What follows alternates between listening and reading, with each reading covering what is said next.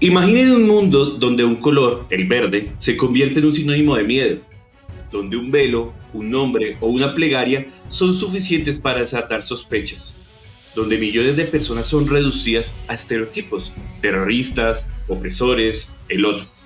Este no es el guión de una distopía, es la realidad que hoy viven muchas comunidades musulmanas desde París hasta Palestina, desde Nueva Delhi hasta Nueva York. Pero también imaginen un lugar donde, contra todo pronóstico, la diversidad religiosa no solo existe, sino que florece. Donde gobiernos locales, movimientos sociales y expresiones artísticas tejen redes de resistencia. Un lugar como Kerala, en el sur de la India, donde el 26% de la población es musulmana y las políticas progresistas desafían el avance de la intolerancia. ¿Cómo es posible que en un mismo país coexistan la esperanza y el odio? ¿Qué nos dice esto sobre las raíces profundas de la islamofobia? La islamofobia no es solo un fantasma, es un sistema. Se alimenta de mitos antiguos, de guerras que pintan continentes enteros como enemigos, de leyes que disfrazan discriminación con palabras como seguridad o tradición. Pero también es espejo. En él reflejamos nuestros prejuicios más oscuros, el racismo que no queremos admitir, el colonialismo que no hemos superado, el miedo a perder privilegios que nunca existían. Sin embargo, en las grietas de ese sistema crecen flores, colectivos de mujeres desafían prohibiciones con poesía, artistas que rescatan siglos de historia islámica borrada por la violencia, pueblos donde el pluralismo no es una utopía, sino una costumbre. ¿Y cómo se construye el odio? ¿Y cómo se derriba?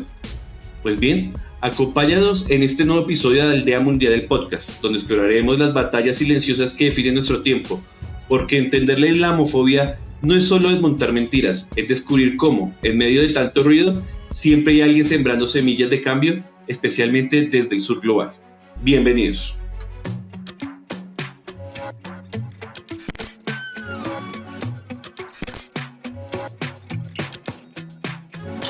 Hola a todos y a todas, ¿cómo están? Una vez más bienvenidos a un nuevo episodio de Aldea Mundial el Podcast. Este espacio donde analizamos lo que ocurre en la vida internacional con una mirada desde el sur global. Yo soy Andrés Aristizábal, internacionalista, director de Aldea Mundial, y hoy su host para este episodio, el séptimo de la segunda temporada de Aldea Mundial el Podcast. Hoy vamos a tratar un tema inspirado en un libro académico que varios colegas han editado y han trabajado por mucho tiempo y le han metido mucho empeño y amor. Y este libro se llama Islamofobia, las facetas de la identidad tóxica. Este libro, digamos que es académico, muchos de las personas que han escrito en ese libro pues son amigos de la Casa de Aldea Mundial, nos han acompañado en diferentes programas. También escribe ahí, fue parte de los editores, nuestro codirector Manuel Alejandro Reirán, pues trata de explicar un poco cómo ve el mundo occidental, principalmente occidental, o cómo actúa este mundo de forma prejuiciosa, por no decir lo menos, frente al Islam y las personas que profesan esta religión. Entonces queremos entender un poco cómo existe esa dinámica, cómo se supera, cómo se da, cómo se planta la resistencia, cómo las comunidades tratan de reflejar un nuevo imaginario alrededor del Islam y cómo nosotros podemos acercarnos a entender no solamente la parte religiosa, sino la parte cultural que cobija a la religión más profesada en el mundo. Y justo para esto tenemos hoy el privilegio de contar con la presencia de dos invitados especiales y que son dos de los editores de este libro. Ellos son, pues, en primer lugar, Kelly Arévalo, que es Magíster en Relaciones Internacionales del Central European University en Viena y también Magíster en Gerencia para el Desarrollo, es investigadora del Centro de Estudios y Servicios sobre India Contemporánea y Asia Meridional y del Observatorio de Análisis de los Sistemas Internacionales de la Universidad Externa de Colombia. Kelly, bienvenida. ¿Cómo has estado? Hola Andrés, muchas gracias por este espacio, por la invitación y muchas gracias a las personas que escuchan este podcast. Bueno, y también nos acompaña Pío García, quien es doctor en filosofía y especialista en cultura y geopolítica de Asia, fue director de Asia, África y Oceanía en el Ministerio de Relaciones Exteriores de Colombia, ha sido investigador invitado de las universidades de Tsukuba en Japón y la Universidad Nacional de Taiwán, y es el promotor y el referente, porque toca decirlo así, de los estudios ascéticos en Colombia y en América Latina. Y pues es un honor tenerlo porque es la primera vez que nos acompaña acá en Aldea Mundial. Hoy no lo podemos ver porque problemas técnicos, pero lo podemos escuchar para las personas que nos están viendo o que nos están viendo a través de YouTube o alguna plataforma como Spotify, pues no lo van a ver su foto, pero pueden escucharlo. Pío, bienvenido a Aldea Mundial, ¿cómo has estado? Gracias, Andrés. El honor es para mí de estar en este programa y también, por supuesto, un saludo a la amable audiencia. Bueno, como lo dije, Pío es el referente de los estudios asiáticos ya lo era cuando yo era estudiante de la universidad, ya hace muchos años, entonces ya es reconocido, altamente reconocido. Pero bueno, como esto es lo que vamos a hablar, primero vamos a hablar del libro. Quiero primero que todo invitar a las personas que nos están escuchando a suscribirse, a dar like. Si lo está escuchando en Spotify, recuerde que tenemos acá una encuestica que puede resolver con algunas preguntas que van a subir de este programa, al igual que nos puede dejar cualquier pregunta o comentario. Comencemos entonces. Voy a comenzar con lo siguiente. Las Naciones Unidas han señalado que la islamofobia, y cito acá, es como una nueva forma de racismo que incluye, entre otros, la prohibición discriminativa de ingreso a ciertos países, a la libertad de expresión o a la condena de niñas y mujeres por su forma de vestir. Y quiero comenzar contigo, Pío, porque pues esta es una descripción que debate Naciones Unidas, pero yo creo que es más profundo que esto que señala. Para ti, me gustaría que me dieras tu opinión de qué es la islamofobia hoy en el mundo. ¿Qué podemos entender por eso? Gracias, Andrés. Claro que sí. La islamofobia es un fenómeno de discriminación, rechazo a grupos de personas que tienen unas prácticas diferentes de vestir, unas prácticas diferentes de orar, otras prácticas diferentes en cuanto a sus representaciones religiosas, y es un fenómeno milenario. Sabemos que las cruzadas fueron entre los monjes europeos buscando la manera de rescatar los lugares que habían sido tomados allá en Asia Occidental y en lo que se llamaba entonces y es Palestina, pero después no se evidenció tanto, sino hasta el siglo XIX y más recientemente, desde los final de la Guerra Fría, ya el enemigo para el poder dominante mundial, para el poder hegemónico, pues dejaba de ser la lucha contra los rojos, la lucha contra el comunismo, la lucha contra el materialismo, y la emprendió contra otros factores que le permitieran su afirmación. Durante la época de Nixon fue la guerra contra las drogas y posteriormente la lucha contra los movimientos radicales islámicos, pero enmarcando todo dentro del Islam como el gran coco, el gran enemigo, acentuado a partir del problema de las Torres Gemelas en el 2001 y todo lo que sabemos que fue después hasta el día de hoy, una nueva cruzada contra el Islam, simplemente porque son distintos en su manera de creer. Muchas gracias, Pío. Bueno, acá hay dos cosas que me gustaría tener muy claro, y es, primero, que no es un fenómeno reciente, digamos, que el odio al Islam o la islamofobia pues tiene su origen, allá como tú lo señalas, desde hace muchos años, especialmente, digamos, con esta retoma de la lucha por los territorios católicos, cristianos, si se quiere, en Europa, y pues que ha tenido su desarrollo a través del tiempo hasta estos momentos.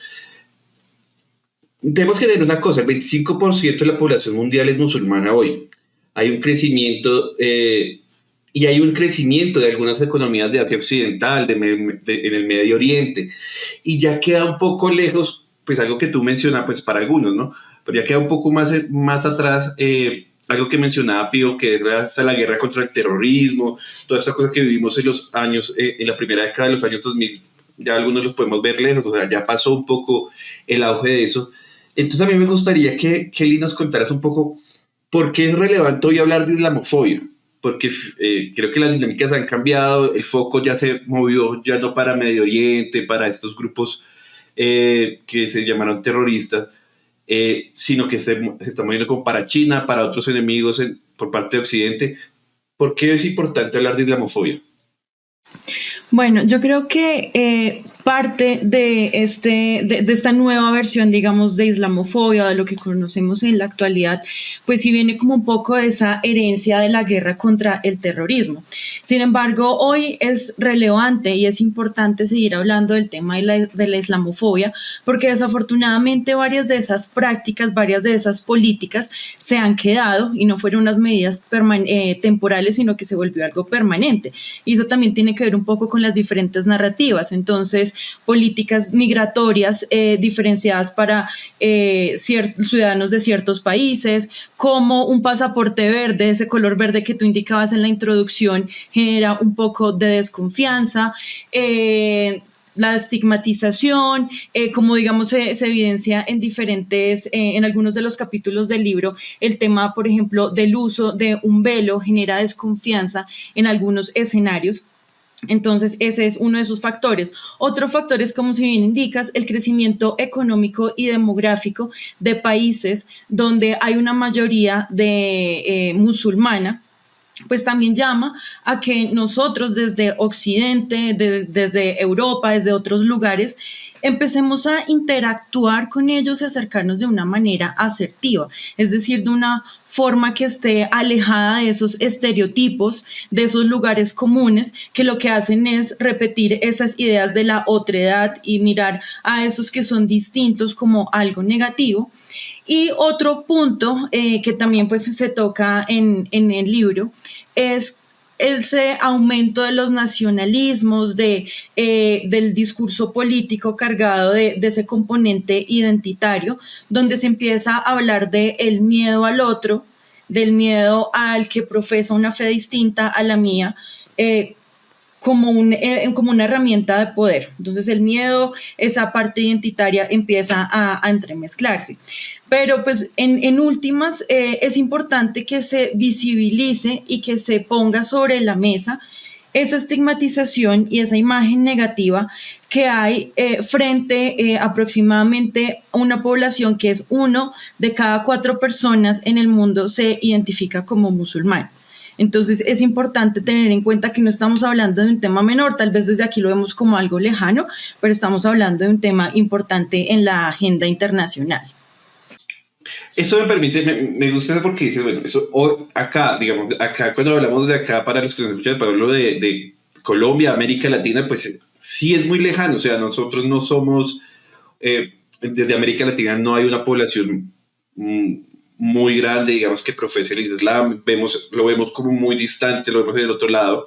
Sin embargo, tú planteas una cosa que me parece muy interesante y es el tema del miedo el miedo a perder la identidad producto, o sea, de dónde nace la islamofobia hoy, dónde se siente, esa herencia histórica que nos deja el legado de la guerra contra el terrorismo, pero esa pérdida de identidad que sienten unos de los nacionalismos que se está perdiendo por la llegada o por la migración, o sea, simplemente la migración ha cambiado un poco las estructuras poblacionales de los países, pero siempre ha estado ahí.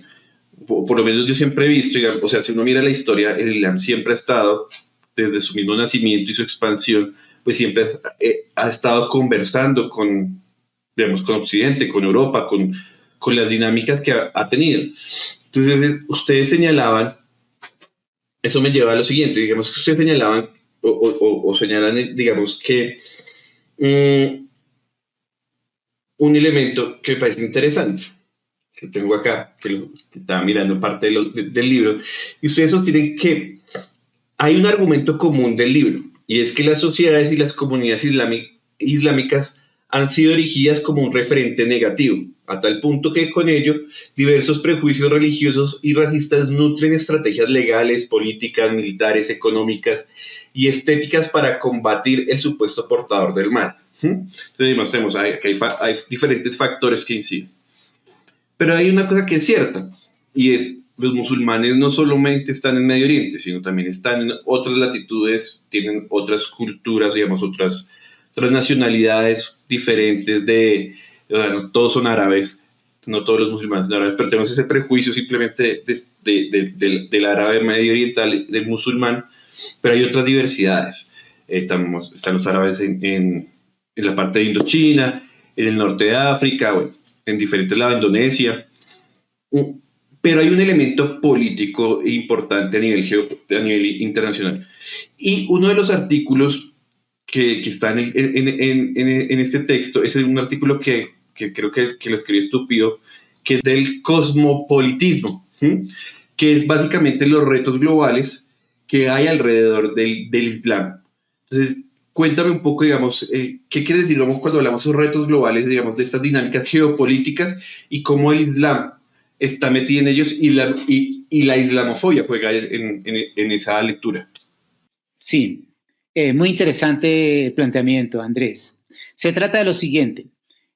Nosotros estamos, en lo que revisamos, aparece que hay, como decía Kelly, un fenómeno de parapeto identitario en el sentido de encontrar a alguien al cual achacar la disfuncionalidad de una sociedad y entonces un chivo expiatorio. Un chivo expiatorio. Es la teoría, ahí traemos a cuento el chivo expiatorio, que es la teoría del filósofo René Girard, el francés. Y cuando una sociedad tiene problemas, y eso era en los pueblos antiguos, de sacrificar el chivo expiatorio para que la sociedad, el pueblo, mantuviera su cohesión, su unidad.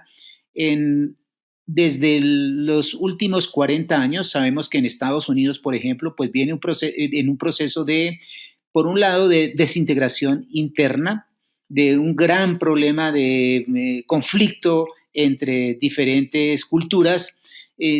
Nunca se remontó completamente todo lo que era el racismo y ahora pues está ampliado también a otras minorías, incluidos los latinos.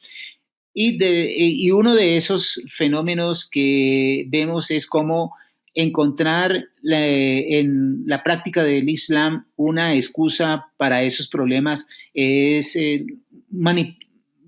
fácilmente de manipulación política. El mismo presidente Trump en su primera administración decía abiertamente: tenemos un problema con el Islam. Y es porque, bueno, es una sociedad, a pesar de ser multicultural, no acepta que haya pérdida de esa supremacía blanca, de esa supremacía anglosajona, de esa supremacía incluso religiosa con una práctica cristiana. Entonces, digo que es muy interesante porque está ese fenómeno de la construcción negativa de un otro sobre el cual afirmar la identidad y desconociendo todo lo que es el aporte del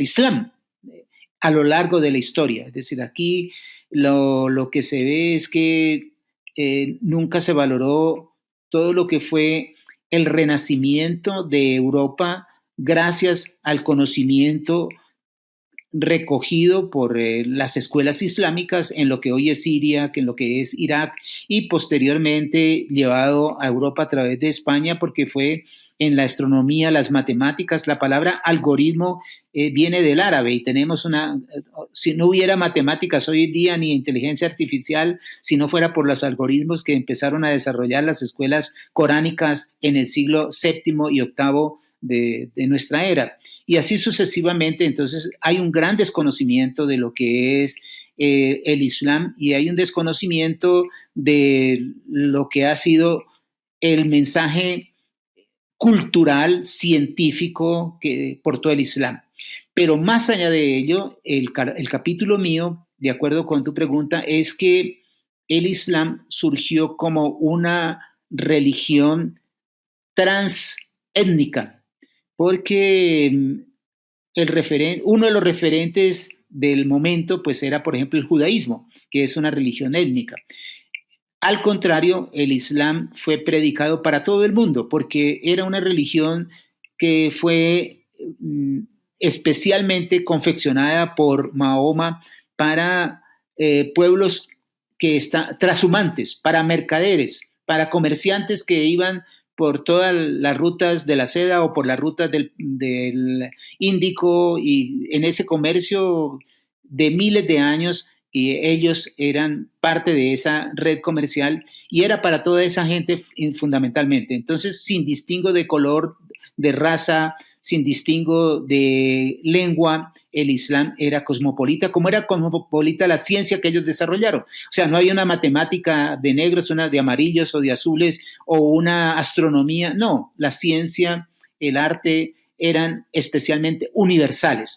En ese sentido, entonces, es muy interesante el hecho de que el Islam desde sus comienzos se afirmó como una religión cosmopolita.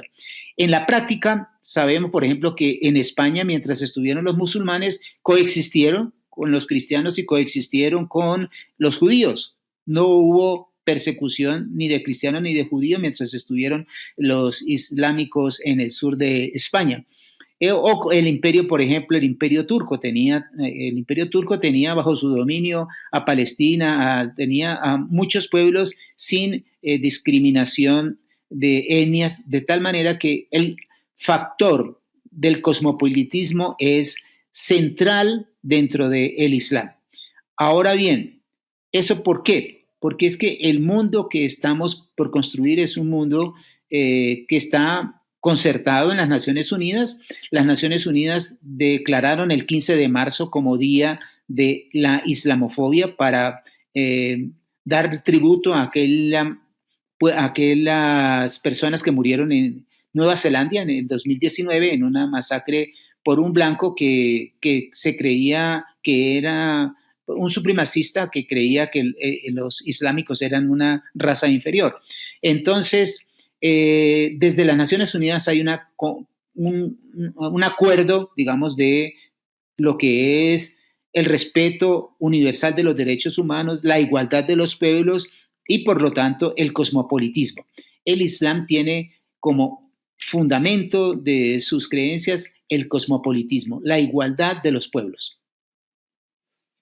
Perfecto, Pío. No, sin duda, aquí hay un tema que me pareció muy interesante que trataste y retomaste un poco, te va a decir, interrumpir un momento, en ese momento cuando lo estás hablando, de la herencia científica, cultural que nos había dado el Islam durante muchos siglos, que estuvo como a la vanguardia, porque a veces desconocemos que el mundo musulmán fue a la vanguardia, estuvo en la vanguardia, digamos, del conocimiento y la ciencia del mundo durante muchos siglos, cuando pues Occidente no era la referencia, o sea, Occidente nunca ha sido siempre la referencia, sino hubo un largo trecho en donde era el mundo musulmán, Asia principalmente, donde era el foco y el desarrollo científico y cultural del planeta. Pues los números que usamos son números arábicos, solamente por ese ejemplo, y tú ya colocaste todo el ejemplo de la matemática, y de la ciencia como esa herencia, y yo creo que eso es importante y que se desconoce y que lo han desconocido, o sea, la historia o lo que los que enseñan o nos han enseñado en diferentes, pues desconocen un poco esa herencia muy importante del Islam, de la herencia del Islam y el mundo árabe, y bueno, de los mundos del Islam, porque no solamente es árabe como tú lo dijiste. Yo quiero aprovechar ese tema cultural porque ahorita voy a hablar un poco voy a preguntarles un tema sobre la herencia colonial un poco y la islamofobia, cómo se crea, pero quiero guardar eso para preguntarle a Kelly una cuestión, y es, volviendo a ese tema de que el Islam, digamos, tenemos el Islam como una religión, y que el Islam no es, digamos, una etnia y pega muchas etnias, es decir, hay musulmanes árabes, musulmanes persas, musulmanes turcos, de Indonesia, de indochinos, del norte de África, africanos, bueno, de muchas denominaciones étnicas, pero, y siempre lo vemos como un factor muy identitario religioso.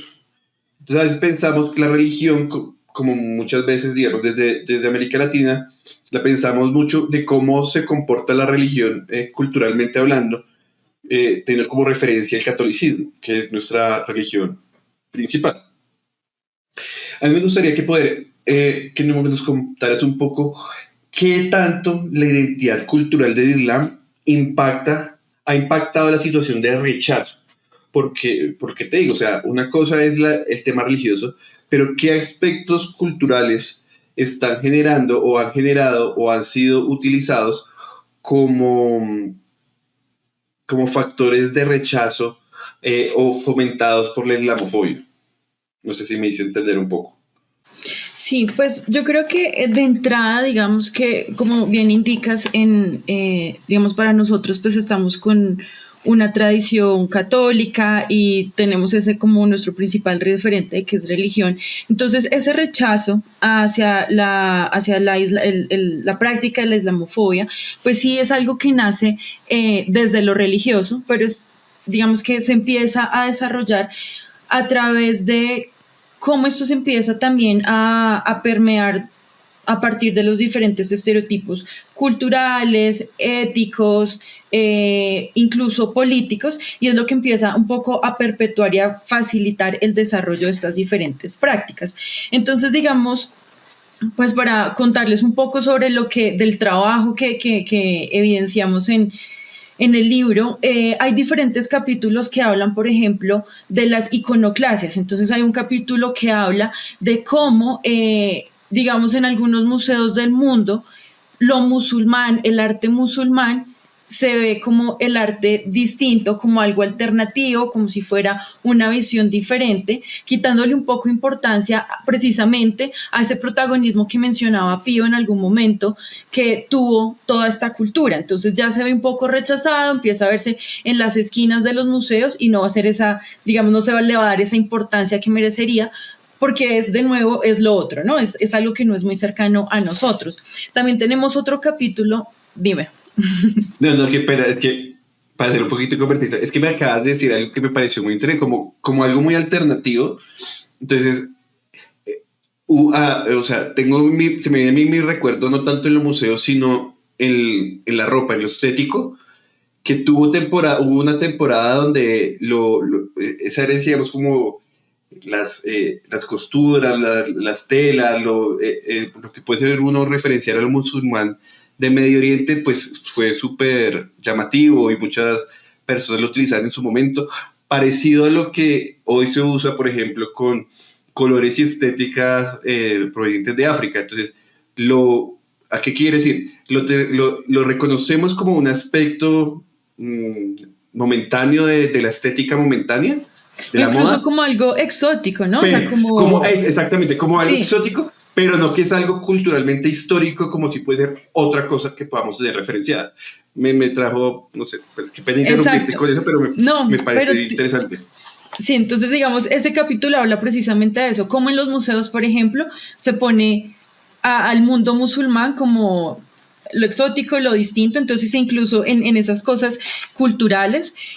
También está el otro capítulo que habla sobre el velo en Francia, entonces cómo la prohibición del velo es una forma de resguardar los derechos de las mujeres, o más bien es un caso de islamofobia. Entonces, hablamos de derechos de las mujeres, pero estaríamos hablando de una visión occidental de las mujeres. ¿Qué pasa entonces con esas mujeres francesas, por ejemplo, que se identifican también como musulmanas y quieren también utilizar el velo? Entonces, digamos que esa es otra de las discusiones. En lo político, hay otro de los capítulos que habla cómo estas narrativas también pueden clasificar como una contestación a ese orden mundial. Entonces vemos que si bien el punto de entrada es el religioso, hay diferentes facetas pues, que terminan reforzando esos discursos de islamofobia. Y también yo creo que algo importante acá es ese desconocimiento que hay desde este lado del mundo frente a lo que pasa en las comunidades musulmanas. Y esto se evidencia a pensar que el mundo musulmán es un mundo homogéneo, que lo que ustedes mencionaban en algún punto, que los musulmanes son árabes, que el musulmán que está en India, que vive en un contexto que está cercano a ese sincretismo religioso, esa convivencia, esa interacción con otras religiones, con un sistema de castas, por ejemplo, va a ser la misma experiencia que va a tener un musulmán en Asia Occidental, que pueden ser unas culturas más conservadoras, o un musulmán que puede estar en Marruecos, que tal vez va a tener una cercanía a la cultura europea, por poner algún ejemplo. Entonces no es verlo todo como un escenario totalmente homogéneo, que incluso llega a deshumanizar y a dejar de lado esas diferentes características y pensar que estamos hablando también de personas, sino que estamos hablando simplemente de esa otredad, de algo que es distinto. Entonces termina siendo un tema mucho más complejo. Y es claro, yo quiero comentar, porque sí es muy claro, digamos, que no es homogéneo, pero sí a nosotros, y hablo también particularmente por mí, o sea, realmente yo nunca he tenido una cercanía con, digamos, con el Islam por fuera de lo árabe, ¿sí? O por fuera, digamos, de Medio Oriente. O sea, yo nunca he tenido esa experiencia y realmente nunca la he vivido o nunca he visto digamos, en expresiones, no sé, películas o cuestiones parecidas, esa relación. Ha sido más producto de la cercanía académica, de experiencias que me cuentan otros, que yo tengo, esa disposición. Pero a mí me parece muy importante comenzar a desprendernos de ese mito primero de la homogeneidad para podernos abrir la mente a que existe otros, digamos, otras acciones, otros elementos que reflejan, digamos, el Islam en el mundo. ¿Sí? Yo voy a recoger una cosa antes de continuar porque quiero rescatar un tema político e histórico que me parece muy interesante. Quiero decirle a las personas primero que nos sigan en nuestras redes sociales, si nos están escuchando en este momento en las redes sociales Instagram, estamos en Instagram, TikTok, X, Facebook y YouTube. Y si están escuchándonos en la plataforma, pues síganos. También estamos en YouTube, Spotify, Apple Podcast, Amazon Music, bueno, en las plataformas principales de streaming de podcast para que nos sigan, nos comenten y nos acompañen. ¿Por qué? Porque pues estamos hablando de un libro, de una temática muy interesante y vamos a estar sorteando al menos un libro en nuestras redes sociales para que estén pendientes que vamos a sacar en los próximos días cómo va a ser la participación para poder sortear ese libro y hacérselo llegar. Principalmente, y lo digo inicialmente, que solo lo vamos a poder sortear con las personas que viven en Colombia, pues por cuestiones logísticas. Pero experimentaremos a ver si de pronto alguien del otro país que esté cerca podemos hacer el trámite para hacérselo llegar, también lo podemos mirar. Ahora bien, yo me voy a decir a un tema, y es algo que no tenía planeado, pero por algunas cosas que estamos hablando, se me surgió. Nosotros hace poquito tuvimos un programa hablando del Yemen. ¿Sí? Entonces, ahí hablando con la profesora Margarita, en ese episodio, ella decía, no, pues que la herencia colonial, o sea, el colonialismo en Yemen comenzó a fraccionar la relación que tenían diferentes sectas del Islam que tenía Yemen, los chiitas con los suníes. Pero recordando algún otro capítulo que tuvimos acá en Aldea Mundial, donde hablábamos precisamente también de estos temas, eh, era cómo el colonialismo en diferentes etapas, por ejemplo, en Palestina, hablando un poco del tema de Palestina, cómo conjugaban todas las identidades religiosas. O sea, en Palestina había cristianos, había judíos, había musulmanes que convivían y tienen o tenían, digamos, una dinámica de vida muy profunda y muy arraigada. Lo mismo podemos decir que lo que tuvo en su momento en Indochina, digamos, en Indostán, perdón, la parte de India.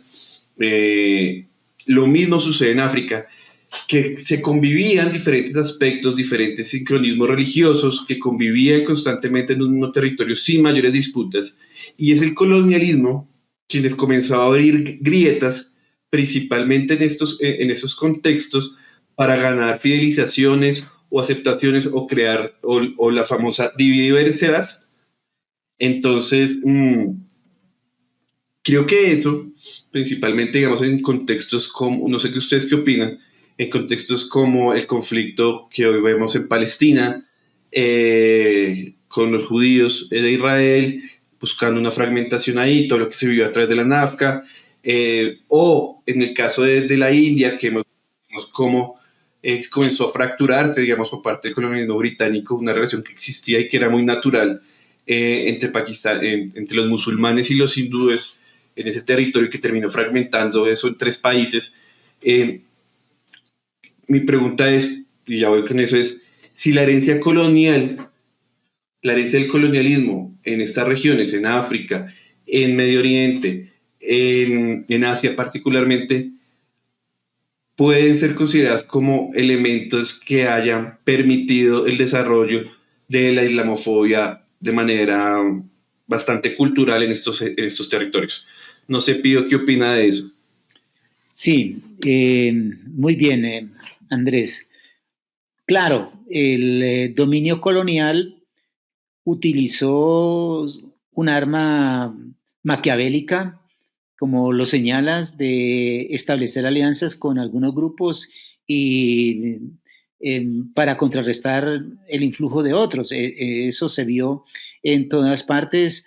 En África, por ejemplo, vemos en lo que sucedió en Uganda y lo que los hutíes y estos ahora en Yemen, siempre creando unas fisuras y contrarrestando algunas fuerzas en alianza con otras. Bueno, hasta los españoles aquí en América se aprovecharon de algunas rivalidades que había para poder dominar fácilmente. Digamos que eso ha sido un arma de dominio y desde lo que fue la India hasta Malasia, hasta norte de África, esas divisiones que había pues fueron exacerbadas. El caso de Palestina, pues allí había judíos, claro, había judíos en la época del Imperio Otomano, pero hay un factor adicional allí, y es el surgimiento a finales del siglo XIX de el fenómeno del sionismo. El sionismo es un factor fundamental en toda la guerra contra el Islam contemporánea y contra la islamofobia, porque pues es un movimiento supremacista. Había una población judía en Palestina, pero era minoritaria. El 95% de Palestina estaba ocupado por población cristiana y mayoritariamente islámica. Sin embargo, pues este movimiento empezó a vender la idea de retomar ese espacio después de haber pensado en otras posibilidades, en Argentina, en otros lados. Pero bueno, el Imperio Británico les permitió, les acogió por el acuerdo de Balfour, el retorno, y con ese plan pues siguieron hasta lo que 100 años después vemos el genocidio que estamos viviendo. Entonces, eso es un poco diferente a lo que fueron las tácticas tradicionales de los dominios coloniales de dividir las poblaciones locales aprovechando sus diferencias internas. Yo no sé, Kelly, si quieres comentar algo, digamos, de tu especialidad, que es India, digamos, cómo fue ese fraccionamiento, cómo convivían realmente previo al colonialismo británico este sincretismo entre hindúes y islámicos y musulmanes en la India. Sí, pues cuando estaba ese gran territorio, ese gran Indostán, pues no solamente estaban estas dos religiones, el hinduismo y el islam, sino que también estaba el sikhismo, el jainismo, el cristianismo, diferentes grupos religiosos, el budismo también, y convivían de una forma armónica, es decir, no se generaban esas tensiones que se evidencian en la actualidad, pero sí fue a partir de ese proceso de la partición en el 47, cuando se da todo el proceso de la independencia, que se marca de forma directa y por dinámicas de poder ese fraccionamiento entre los dos grupos, que es precisamente uno de los factores que se tienen en cuenta pues para separar el territorio que va a ser en la actualidad Pakistán y cuál va a ser India, y pues que se generó este desplazamiento tan fuerte pues de población hacia el lado y lado de la frontera, pero pues esto también pues responde a esas prácticas coloniales, a esos procesos de descolonización que no fueron precisamente los más responsables, porque para hacer un debido proceso, digamos, de separación de este territorio hubiera sido necesario tomar varios años para separar la población musulmana e hindú, pero fue algo que pasó en un periodo, si no estoy mal, de 5 semanas. Entonces sí, también estas prácticas y todo lo que incluso se está viviendo en la actualidad con las actuales tensiones, pues termina siendo también como consecuencia de todos esos procesos colonizadores en el sur de Asia.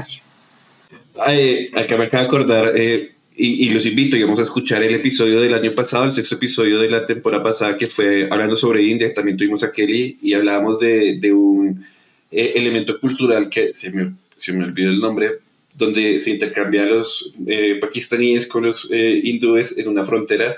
¿Cómo es que se llamaba la festividad? En Amritsar, que se hace todos los días en las tardes y es como el que haga más bulla a cada lado de la frontera, pero incluso creo que eso está suspendido pues debido a las actuales tensiones que hay allí.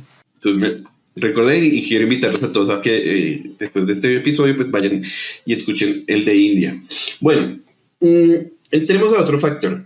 Listo, para entrar ya a ir en las últimas partes del programa. Hay algo que me pareció y me llamó la atención, no sé cuál de los dos quisiera contestarme un poco, y es que ustedes señalan en el libro, digamos, en la introducción del libro, digamos, que este es uno de los pocos libros que se ha escrito sobre el tema en español.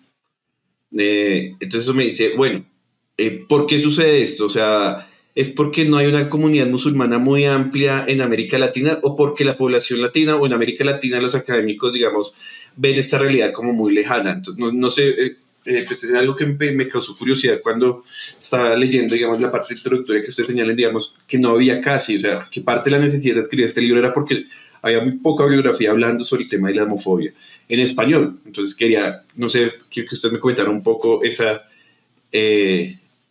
tema. No sé quién de los dos quisiera, Pri o Kelly, cualquier otro. Bueno, entonces nosotros no es que no tengamos población islámica. En Chile hay más de 600.000 practicantes del Islam. En Argentina unos 200.000, en Brasil por lo menos 300.000 y así sucesivamente por toda América Latina tenemos comunidades islámicas. También las hay en España. Nosotros tenemos poca atracción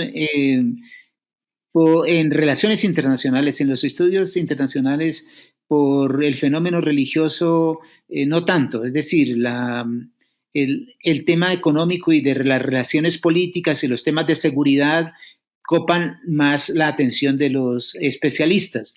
Y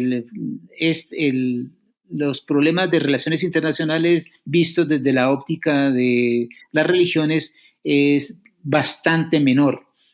Y no, lo escribimos precisamente porque hay un vacío. Hay un vacío en Europa, hay más publicaciones.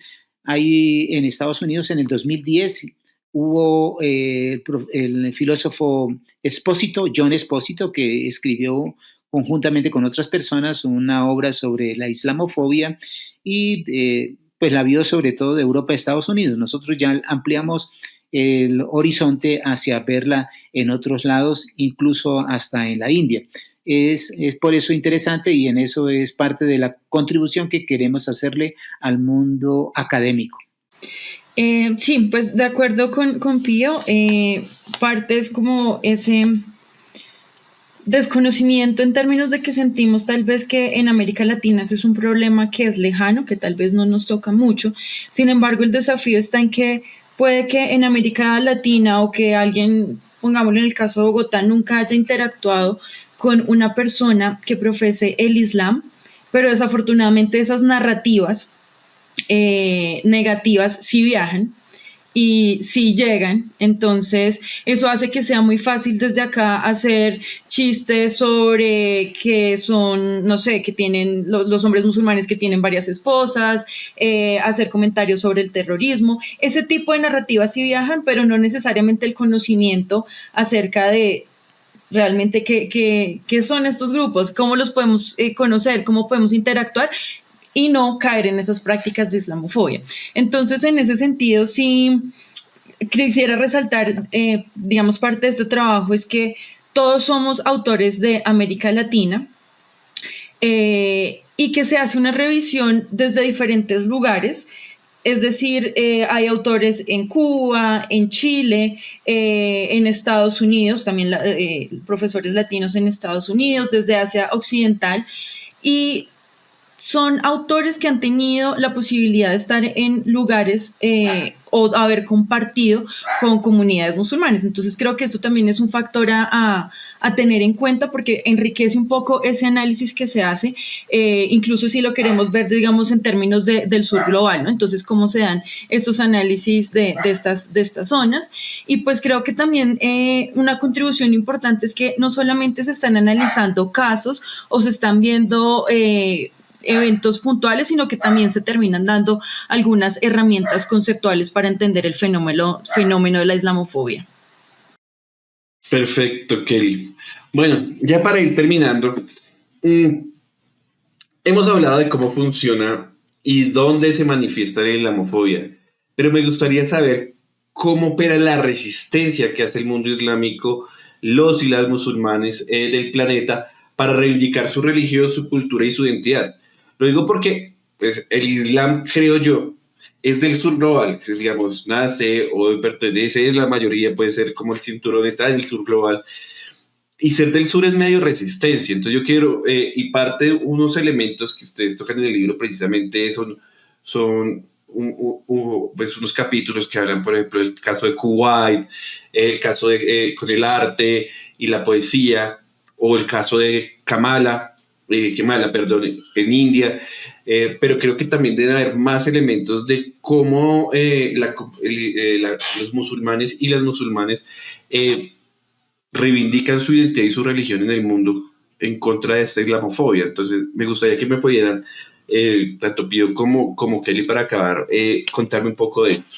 Sí, nuestras referencias a el otro lado, desde el lado de la resistencia que planteas muy bien, es parcial. En algunos capítulos, cuando se habla, por ejemplo, de la islamofobia en Francia, entonces los movimientos que hay para reivindicar a las mujeres, para reivindicar el derecho al uso de ciertas prendas, o por ejemplo en otros países europeos. Sin embargo, pues no es una pregunta central del libro porque estamos viendo más lo que es la política de algunos estados, por ejemplo, no permitir la construcción de mezquitas en Suiza, en general en Europa, a pesar de ser un continente que pregona las libertades, cómo le niega las libertades de prácticas religiosas a ciertas personas. La inquietud que pone sobre la resistencia, pues es una inquietud muy interesante que es digna de una investigación amplia por ejemplo, todo lo que significa el fenómeno de los Rohingya en Myanmar, expulsados de su territorio, perseguidos por otra religión que no es precisamente judeocristiana, sino por el budismo, que es la religión oficial en Myanmar. Entonces, esta crisis humanitaria despertada por lo que es una ofensiva contra una comunidad islámica es muy significativa y eso daría realmente para una investigación muy amplia sobre cómo son los fenómenos de resistencia en la misma Gaza, la misma Palestina, es mayoritariamente musulmana y está siendo oprimida, colonizada y sometida al genocidio por un fundamentalismo religioso, que es precisamente el sionismo. Entonces, no tenemos una respuesta en el libro a esa importante inquietud que planteas parcialmente, y eso sí me hace pensar en que vale la pena profundizar después en una investigación posterior. Me parece interesante, pero más allá, digamos, tienes toda la razón, o sea, les piqué ahí la iniciativa para que miraran eso, me parece chévere, pero aún así, y a pesar de que el libro no trata de eso, yo creo que con los ejemplos que tú nos has marcado acá, con los Rohingya, con el tema de Gaza, y con los otros que podamos tocar, me parece que sí muestra un poco, aunque no sea el foco del libro, sí nos permite, digamos, evidenciar de que no solamente existe la islamofobia, sino que existe la otra cara. Y también me gustaría que la gente que está escuchando el programa, pues diga que no es una... O sea, el ataque a los Islam también provoca una respuesta, y una respuesta no violenta, sino una respuesta de reivindicación cultural e identitaria, ¿no? ¿Mm? El capítulo mostró, al cual hizo referencia Kelly sobre la iconoclastia, habla de este museo de arte en Kuwait que tiene una exposición universal de todo el mundo, de todas las culturas, para contrarrestar lo que es el mito de que los islámicos son cerrados, de que son atrasados. De aquí es para contrarrestar esa tendencia a que en otros museos lo islámico es reducido a un rincón. En este museo las expresiones artísticas de todo el mundo son expuestas allí ampliamente. Entonces eso, por ejemplo, es una forma de reivindicación artística. El Islam, un fenómeno musical muy importante, se sucedió a comienzos del siglo en Argelia, por ejemplo, con Cheb Kader y estos cantantes que tuvieron una gran influencia en Europa, y el hecho de que no renuncien, por ejemplo, a sus velos, no renuncien a su vestimenta, a sus prácticas, es una forma permanente de resistencia del mundo islámico.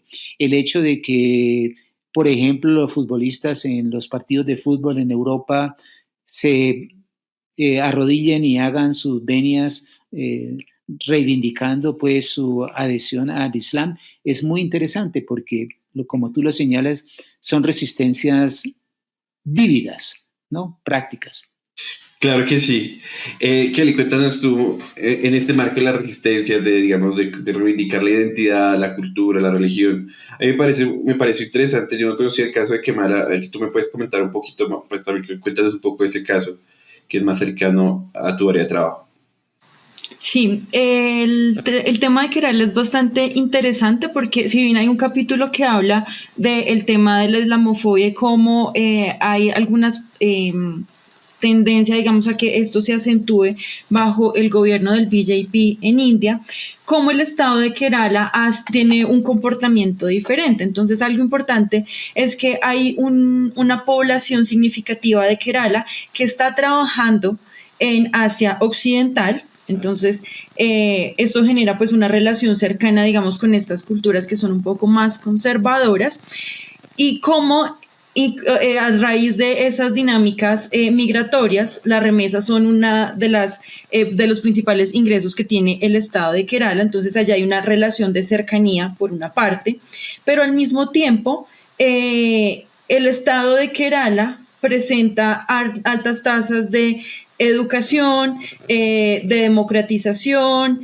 de desarrollo comparado con otros estados de la India. Entonces aquí la autora lo que hace es presentar estas cifras para indagar de qué forma o hasta qué punto, por ejemplo, esa cercanía y, digamos, altos índices de educación pueden generar una postura un poco más crítica frente a esas tendencias de islamofobia que se pueden evidenciar tal vez en otros estados. Entonces empieza aquí a contrarrestar y a mirar esos diferentes factores que pueden contribuir a una tendencia que se asume que es un poco más generalizada en el resto de la India, o que se acentúa, por ejemplo, en estados como Gujarat.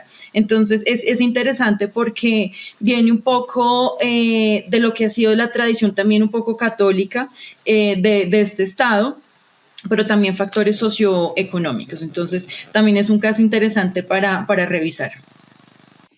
Sí, añado que es un capítulo escrito por la doctora Alcira Forero, antropóloga que ha investigado el estado de Kerala durante décadas. Sí, y es interesante porque es un poco etnográfico, este capítulo es un poco más anecdótico, entonces puede que sea, digamos, no va a ser ese libro tan académico como podrían ser otros capítulos, entonces puede ser algo interesante para las personas que nos escuchan. Bueno, pues nada, Pío, Kelly, muchísimas gracias. Yo creo que pues acá lastimosamente el tiempo nos llega al fin. Yo quiero quedarme pues primero en agradecerles, pero quedarnos con el tema de que Este fenómeno de la islamofobia es un fenómeno que afecta, digamos, al subglobal, principalmente, digamos, a la población, a su identidad, a estas comunidades que son tan grandes, tan diversas, quedémonos con que hay elementos que tenemos, que es una forma de discriminación, es una forma de racismo, y que también, a pesar de esto, pues hay formas de resistencia, que hay una identidad, que no, el Islam no es homogéneo, que hay Islam en todo el mundo, que se vive, se consume, se siente, se reza de maneras diferentes, dependiendo de las culturas a las cuales se han adaptado.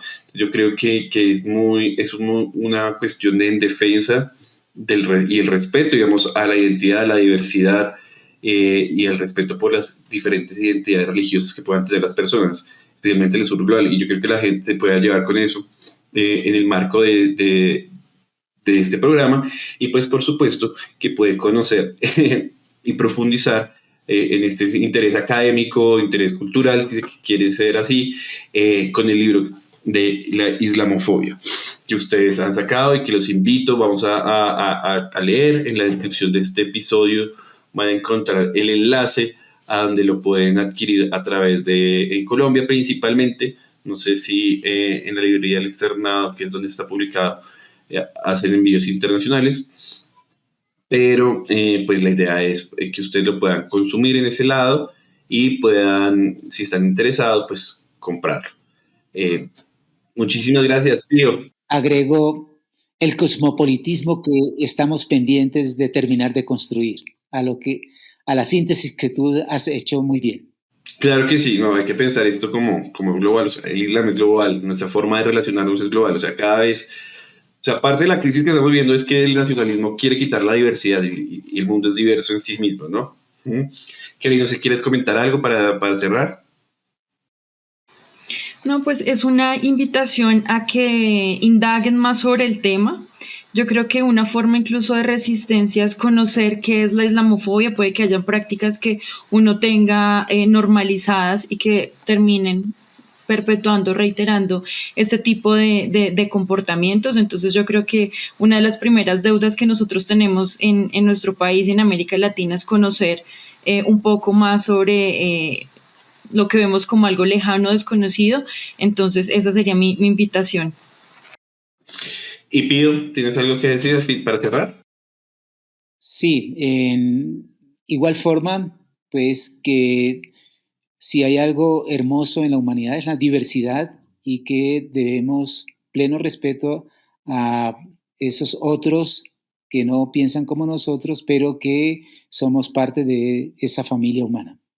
Y nadie puede pretender estar por encima de los demás. Perfecto. Bueno, Pío, Kelly, a todos los que nos están escuchando, les agradecemos que nos hayan acompañado en este episodio de Aldea Mundial, el podcast. Si les gustó, dele like, comparta, invite a sus amigos y nos vemos en 15 días en un nuevo episodio de Aldea Mundial, el podcast analizando el mundo desde el sur global. Muchas gracias.